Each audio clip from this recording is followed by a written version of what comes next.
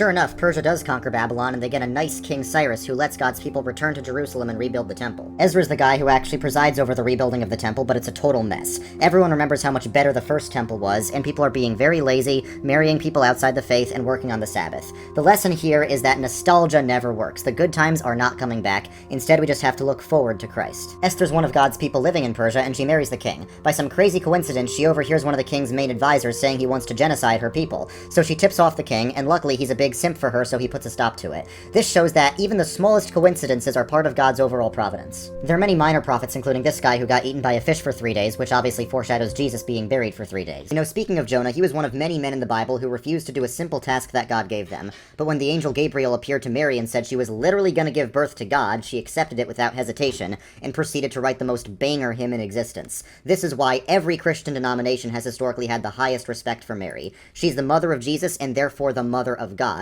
so she is the most important person in the Bible outside of God. Joseph was a carpenter who was engaged to Mary. We don't know this for sure, but he was probably a lot older than Mary because we don't see him when Jesus is an adult. And many people think Jesus' brothers were actually Joseph's children from a previous marriage because most Christian denominations, including Lutherans and Calvinists, historically teach the perpetual virginity of Mary. Anyway, when Joseph hears Mary somehow got pregnant before they were married, he decides to quietly slip out of the engagement.